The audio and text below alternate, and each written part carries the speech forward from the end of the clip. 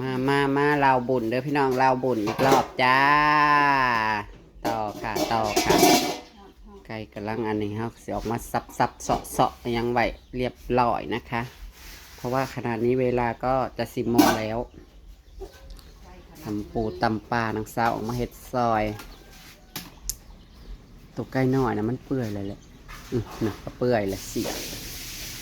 ไก่ทั้ง3 ตัวบุญพวงไข่มันวันนั้นตัวน้อยๆชุดมีไก่เข่าตัวนึงไก่เท่าหนึ่งตัวรัวตัวนี้ไก่เข่าได้ยุบต้มน้องอีกสักก้อนค่ะมันบดตัวเอามันแบบเปื่อยยุ่ยๆโลดมันจังพุคันแมนวาวได้นะไก่ตีนะพี่น้องตัวง่ายๆตัวง่ายๆนะมันจังพุเฮ็ดนำกับปุ่นแซ่บในทีมงานสิมาซอยเฮ็ดนำกับปุ่นนะจ๊ะไปมาทันกับทันไปมาบ่ทันกับบริซอยแต่ว่าย่างจ้าที่คั่วเป็ดไว้อยู่พี่น้องขอประชาสัมพันธ์เราบุญเราซินเด้อจ้าผู้ใดสิเป็นเจ้าภาพกับปุ่นเป็นเจ้าภาพเบียร์กันบ่ว่าเด้อค่ะเล่นเด้อจ้าพี่น้องค่ะจากใดกันเขามาเบิ่งเขามาชมเลยเด้อค่ะมีงานอีกแล้วบุญบ้านเจซีอีกแล้วนี่นั่นพวกกระดูกนี่จ้ะดูมะกอกมาซับหรอสับใส่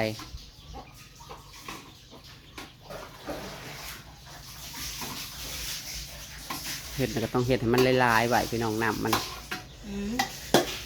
เพราะว่าเส้นห้าน่ะเอาแต่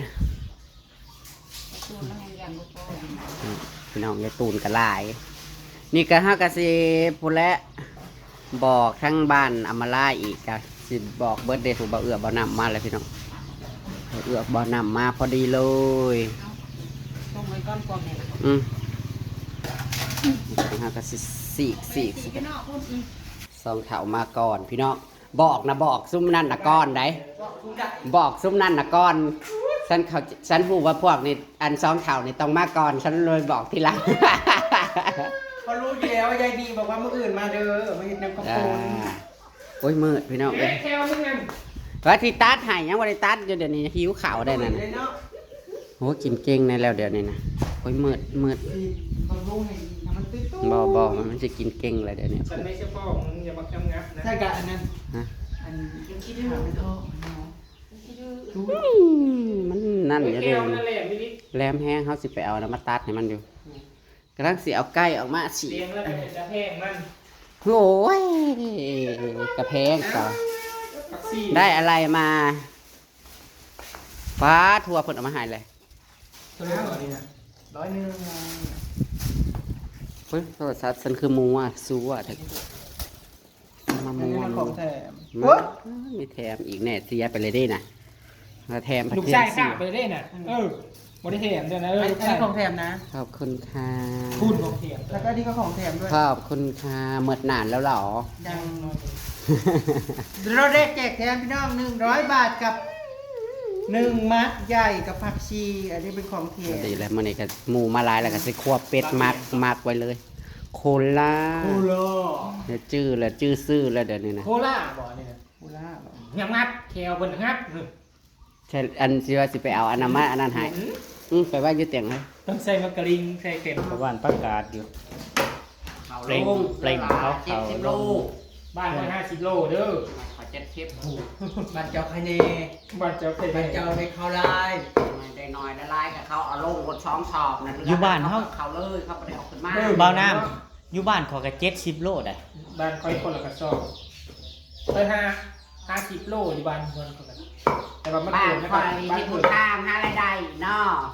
เขาเอาลายได้พี่น้องแต่ละเพื่อนนะคิดเบิ่งเพื่อนละ70 โล70 โลนะพี่น้องเด็ดเซ็ตแล้ว70 โลนั่นคือทั้งมีเพราะว่ามีทหารของไหนแล้วก็มาไล่ใส่พี่น้องโลละจักบาทเขาตอนแต่บ้าคูณหารเอาพี่น้องเพื่อนละ70 โลมันถือซะแล้ว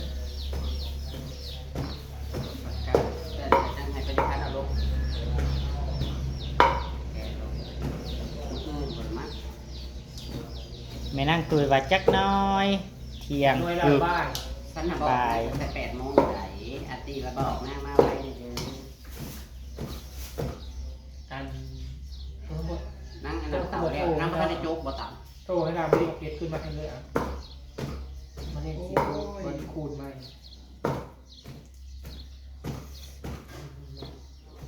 ำนั่งกับนั่งงานที่เป็นน้องทำสุขุมจ้ะปลาจะไก่ไปตามมาทั่วตามมาทั่วมากินปั้นเช้า จังไป น้อยหมอนี่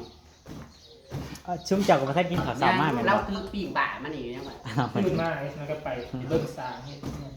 อืม ก็ได้ผ่านแล้ว โอเคโอเค ก็ติดผิดข้างนึงก็เลยไปเบิ่ง ปิดผี ติดอันนั้นบานกระจกติดประตูหลังเข้าไปติดเส้นเลยว่าให้คน เป็นไงพี่น้องขอกำลังอยากกินปลาทูมาเบิ่ง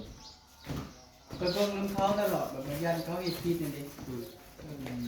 มันก็ดีจริง กะยิดอยู่เพราะว่า ถ้าสร้างอะเท่าไหร่จะพูด 2,000 จะพูด แก่ ถอยทีนะกับไปเนี่ย อืมของแท้กะทิของแท้ต้นตำรับ นี่ละพี่น้องมันจังแซ่บมันจังมันอืม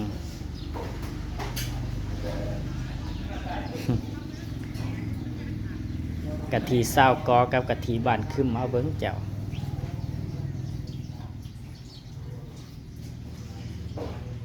มะพร้าว7 หน่วยพี่น้อง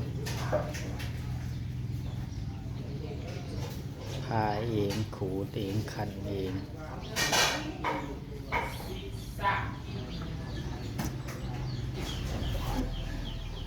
เบิ่งนี่พี่น้องอันนี้คือไก่3 โตวพี่น้องไก่3 โตวอันนี้ไก่ส่วนอันนี้ปลาพี่น้องปลากับไก่ใส่ผสมกันพี่น้องจะได้แซ่บซ้ำสีเข้มข้นพี่น้องเลย แต่มันบ่ขุด หืม อย่ามันบ่ขุดแล้ว นั่นแหละแล้วจะบอกขวดเราขวดต่างหากอยู่พี่น้องกะทิกับกระเทียม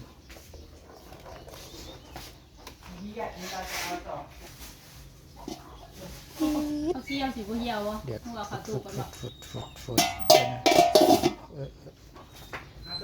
ทรศัพท์น่ะมีเน็ตอยู่ เขาระดับว่า เหมือนวัดแล้วมันไม่ให้ในตึกนั่นเฮ้ย ฮะเว้ยคือมือเถอะ เป็นระดับ จ้า จ้าบอกว่าจ้าเจ้า มันเปลี่ยนแพ็กเกจใหม่แล้วแม่นบอกเฮาต้องหาวิธีสมัครอันอื่นอีกอันใหม่ บักคุณหรอก แซดหานางน่ะโอ้ยกวนนางบ่ได้ตอบ มันบ่ได้คอยประเด็นมันมีกันยากคอยบ่ได้ตื่น จักหน่อยสิตำหมักทั่วแล้วก็กินข้าว นี่มัดอยู่บ่ ลองทบ ต่อเมื่อวาน นางเอามาหุงมาสมทบพี่น้อง อันนี้คือพักซี่เบาเอือเอามาพี่น้อง อยู่ถือคนหน้านั่นนางอยู่ แล้วก็หมักทั่วสั่งน้ำเพิ่น100 บาทงามหมักทั่วเพิ่นพี่น้องเฮาเสียดเมียงนี่พี่น้อง อันนี้ก็ขุยกับปีโอ้ยคัก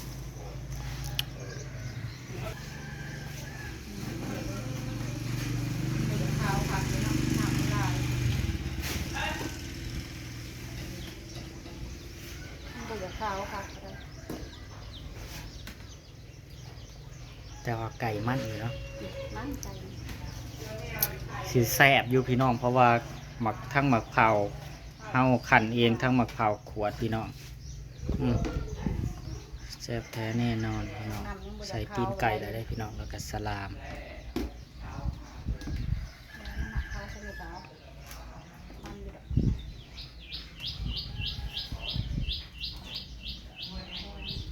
ถ้าไป ใส่พริกพริกเลี้ยงนะ อีกน้ำหนา พริกนั่นนะ เพราะว่าเพชรแบบหรือว่ายานบ่เพชรบ่ ขอยานมันบแดง ขอย านบ่แดง มันบเพชรกับกัดเอากัดพริกเอา มันบักพริกเช้า30 บาทเนี่ย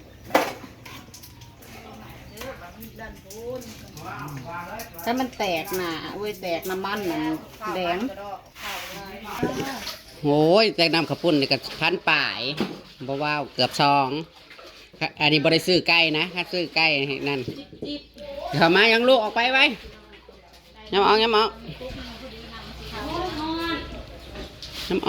หิวข่าวกับพ่อหิวข่าวสิตำทั่วแล้วก็ปิ้งกันปลาเค็งเบาเอื้อมาพี่น้องเอ้ยโอ้ยมันจี๊ดเอาไปโลดคุณเอาไปโลดเครื่องก็ดีนะเขาจะเอาแป้งนัวอันนี้ไปฮะแป้งนัวแต่ว่า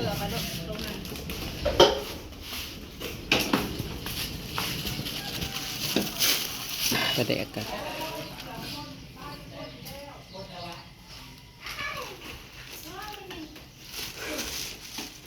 นั่งตำถั่วก่อนม่วนบ้านอาหารมาลำไหนนะกุนตะกี้พอเซียวมึงว่าเฮ้ยไปถ่ายคลิปเพิ่นว่านี่บ้านมื้ออื่นกับบ้านเฮามื้อฮื้อกับบ้านเฮาแหละว่ะ สเปดเด้อจังยัง ตะแปดกับมาลำเรื่อง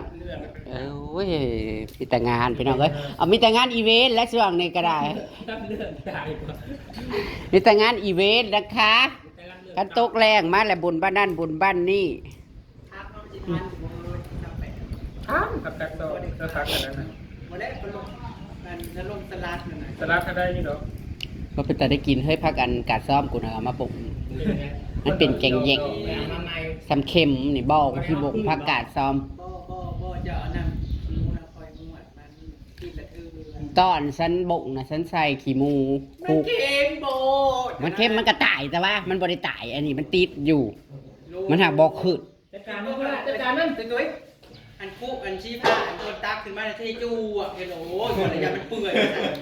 เปื่อยให้กระงามขึ้นเบิ่งมื้อเช้าเอาคือใหญ่ไว้เฮ้ยบักแตงนะมันสิบ่ได้กินบุญนี่บ่วะ ไปเอาไป แล้วถ้ากินข้าวก็พี่น้องถ้ากินข้าวกันที่แรกว่าเอ้ามึงบ่เช้ามึงขาหักนั่นกูสิปิ้นหมูนี่แหละสู้หมูกินบุญบ้านว่าพี่น้องเว้ยเหมือนมาเบิ่งมื้อเช้าพะวันแน่ยืนข้องย่องอยู่บ่ได้ฉีดยาให้นางดอก อีตัวไล่นะ อีชีหมอกมันนอนดินั่นดิ ตัวไล่นะมันยังใหญ่กว่าหมูแล้ว ตะกี้ลิโอนะพ่ออยากได้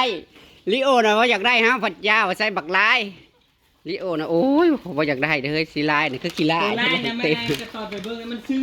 ลิงมันอยากคือหมูเงาได้แล้วนั่นบ่เลยมันใหญ่กว่าหมูแล้วนั่นมันอยากกว่าของอยู่แล้ว อัดพวกนี้นั้น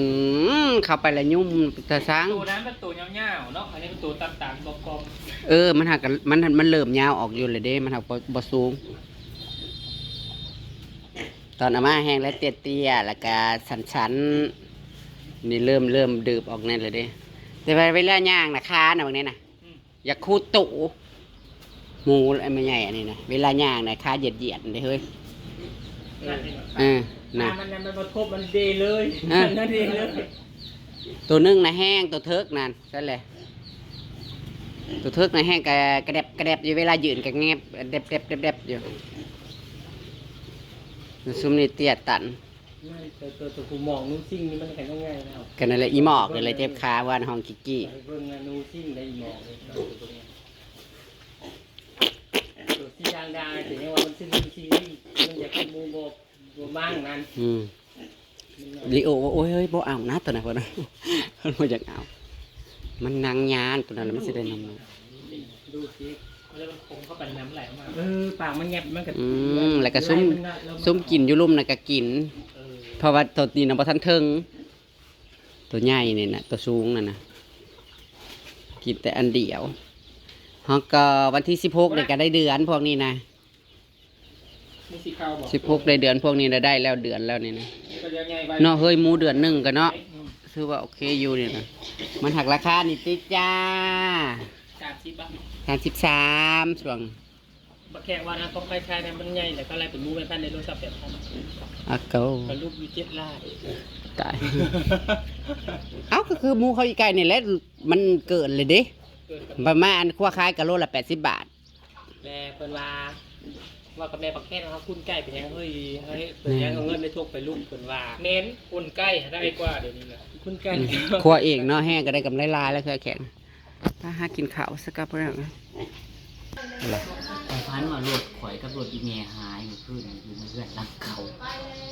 โอ้ยแม่นะให้ แค่ซื้อป้ายรถไง บัตรกุญแจที่ลอกลอดบัตรกุญแจที่ลอกผัดมันตัดได้จังไดในความฝันน่ะผัดเลือดแต่กุญแจโหลด ป้ายรถดีแมนรถเนี่ย เจ้าได้ต้องถามลูกในพวกกุญแจนะในป้ายรถอีเมลเราไปได้ใส่มันเท่าใดมากเราไปได้ใส่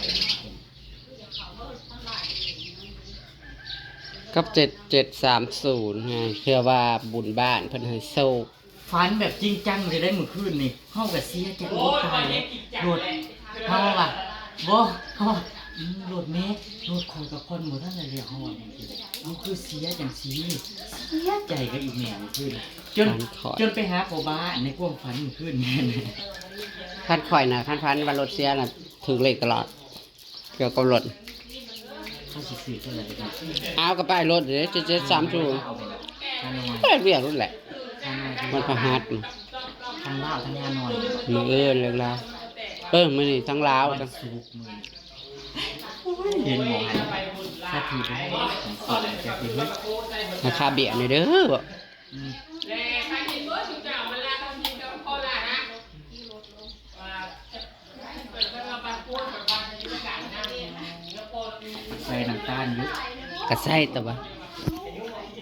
มื้อนี้ฉันคือหน้าบ่แต่ก็มาพี่น้องเอ้ยเนี่ยกินกระท้องเข่ามันซื้อมาแต่เฮือนคนดอก มาได้ชื่อยังมาเด้อข่าวหน้ากับมาได้ชื่อเด้อ ปิ้งปลาเล้งแม่ไข่ สิมาหากินกับปุ้นเด้อบ่ได้อยากกินข้าวเลยบ่ได้อยากกินกับปุ้นมาหาข้าวมากินอย่าคิด กินเลยจังไก่นอน สวัสดีจ้า กินกับผู้บ้ายเพิ่นได้จังกินหอมแล้วบ่ ถ้าบ่ได้อยากกินข้าวบ่ซื้อมาว่าอยากมากินกับปุ้นบ่เข้าบ่ย่อกับปุ้นก็ย่อข้าวกับกินเลย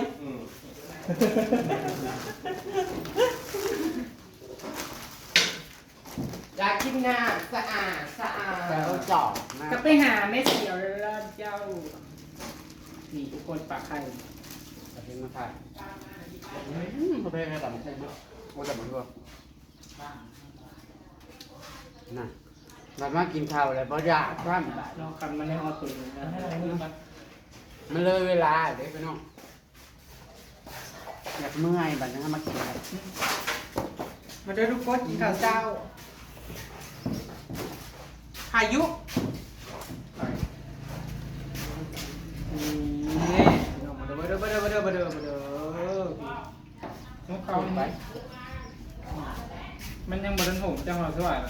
โย่ประตูมาปิ้งปลาแข็งแม่ไข่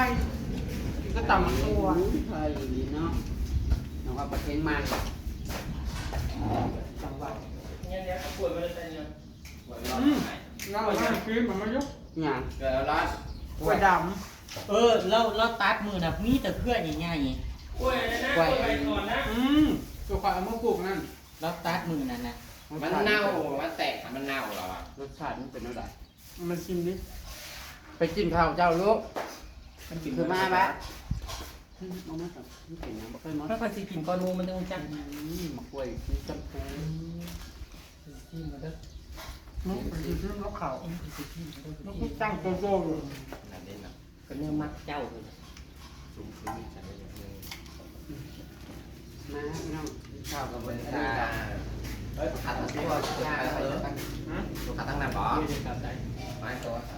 โอ้ยมันยังบ่อิ่มขาดมันยังขาดคอ บ่เท่านั้นนี่ เอ้า มันยังเพิ่มดูน้ ยังบนทุกอยู่ ที่มึงน้อยก็ยังเอานั่นเก่า เพราะเพื่อได้กินข้าว ำมันบ่ได้โอ่งน้ำแข็งข้าวเก่า มันคือเหลืองเลย ข้าวใหม่ น้องเก่าบอกแซดจะบอกสาวร้อ ไม่ ย เบื่อแล้ว ถ้าบอกสาววันแหละบอกว่าให้บอกที่เลยแม่น้องเมย สวัสดี ข้าวเก่าเลย แซดแม่บอกร้อยบอกบอกอ่อย บริถามนี้น้องเหมยน้องเป็ดแล้วก็ ทีนี้ซิดก็เลือกกับ ปลาเป็นเทศเราก็เรียกว่าแน่ว่า เยอะ ไปกินเงินคุณเดียว อันนี้ไหนแต่พอแต่เด้ว ยัง ตะกี้เงื่อนนะ หา ว่า ว่า ที่ไทย นี่เจ้าหาปกติ น้ำจงกินไปแล้ว นะ เออปุ่นเขาจังไปหาครัวหอยดำให้ติ จ้า มากินหอยดำ นี่เขาก็จักบาท ทำมาล่าให้ประกวดยังเดี๋ยวไป หัวหอย กิน บอ เขามากแล้วก็จับให้ กินแล้ว มาถึงก็ก่อนมันศพใคร ค่อยเมื่อยพี่น้องเอ้ยบัดนามึงเนี่ยมาพอใครน้ำมูก นี่กับไข่นี่เมื่อกี้กับก้อยไข่มดแดงไข่มดแดงน้อยกับจักไข่ปิดต้อย อันนั้นตอนมันกินมันกับไปเปิดหมูเบิ่งมันฝ่ออยู่ ไข่ปลาเฮ้ย พอแล้วมึงไปตายจ้ะ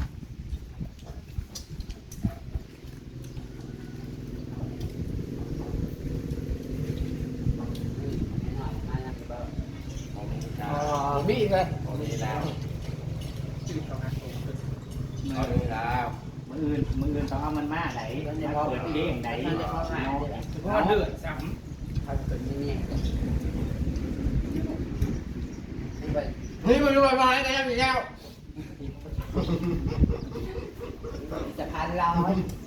อีสะพานอีกัวขาดทาง นี่ก็ดาวจะได้ดังตา ยังนี่คือเขาเลยเก็บมากินมาสั่นมันยังบ่แน่จริง น่าโอ้ยเมื่อไรก็ ไม่ตุ่น ำไม่น้องก็มีมังกรเจ็ดบดอยู่เนี่ยผมซื้อมากี่ล มันแพงบ่เฮ้ยจ้องละร้อยป่ะ อัมมาล่านะว่ากำนังข่าวน่ะจะต้องไปจองหน้าเวทีไปแล้วคนว่าแล้วก็กินปกติมีลงไปกิน นี่ อยู่หน้าว่าอยู่หน้าเวทีเลย มีหมอลำเรื่องสู้ต้องยุ่งกับกูเพิ่นว่ะ จ้า ถามมึง หาเบิ้ง มันอยู่ในกับชีวิตกู สิไรกูตามข้อกีดนั่นแหละบ่ว่า ำแล้วว่าถ้าทุกปีเนี่ยพระข้างอยู่ต่ำกลางบ้านน้ำมันมากกับเท่าแล้วก็ไปถามนั่น พอดีเห็นนี่ออกอยู่หันเด็กเด็กออกอยู่ในหันรีแบบแน่เด้านั่นก็แซ่บข่าวหันขั้นกับกูเมื่อไหร่มึงเลยไม่อีกข้ามไปร้อยไปต่อยเมาก็มานี่ฮ่ามันด่ากันจะนอนเลยโอ้ตัวจะมือรักกันเซียวด่าครับขนาดนั้นเมาคือหมานี่มึงเหมือนเขาด่ากันนะอีรีบซื้ออีรีบะเป็นตาหัวเลยเนี่ยมันมานะแต่ว่ามันปิดตาหัวแล้วก็ปิดตาหื้นพอ เฮานี่อื่นเฮามันยัง แค่หัว อื่น บอล ถ้าอยากกินมองง่ายๆมือก้อนเวลาพี่ ถ้าไม่ว่าก้นบงจักล่ามันนะยังเขาตีแล้ว นี่แต่ว่าเขาก็บ่ใส่ใจพวกมันได้นะบางทีเขาเห็นว่าเมาเนาะ ของชาติบางคนเขาบ่มากนะ บางคนน่ะเขา เอาเมื่อนั้นน่ะดิว่านั่งกัน เนี่ยเขาจะแน่น ว่าหยังเป็นวันอ่ะ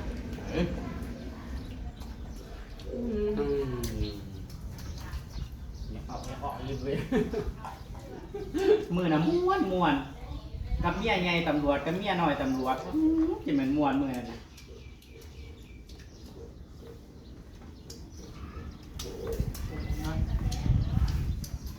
เป็นคนที่ข้าวพอห้าง เสียง นั่นอยู่ แต่เพิ่นนี่มีเผยว่าเนี่ยไอ้ที่น้อยจงน้อยใจไปเนี่ย ดีไม่จำว่าเปลือกในกระเป๋า มื้ออื่นนี่ยกรถสองลาง ที่ประยุกต์ผลว่าก็ได้ว่า มื้ออื่นนี่ยกเบิดเลยสองลางกินให้มันลืมครับไปเลย แต่นั้นตุ๋ยมันตำหนักไปวัดเลยบอกที่ประยุกต์ผลมอดใช่ไหมถึงแต่มามักหรือห้ามักเขาเลยกับพ่อตุ๋ยกูบ้าหน่อยจะได้สักเพราะว่ามันจะเป็นยังคนประเด็นแมนคนประเด็นโทษมันสิไปใช่จังว่ากูบ้าจะ ถามมันบ่ได้ได้มืออื่นน่ะแม่เคียวดีเจ ทำไม่น่าพอ ง่ายจะสิบอกจังซั่นแหนะจะจ้องตัว เสี่ยว ผู้คุมเอามันมากบินไปเจอมันมากหรอ นี่ดูว่าดิ เอาเฮ้ยจริงๆเจ๊ออกมาไม่พอ กับเรา หนังเราอยู่ เอาเพื่อทุกคน แต่ว่าดีเจบันหน้าวานี่แหละไปจ้องแล้ว ประกาศครับไปพี่น้องกินข้าวมันจะเป็นข้าวเศร้าได้ เพลงตอนนี้ใคร แล้วก็เป็นอย่างนี้มากก็ไม่ได้คนช่วยมาช่วยทำยาจะมาควบเป็นซอยนะจ๊ะมื้อนี้เนาะจำคลิปหน้า เอาเดี๋ยวมาแม่หนาว ค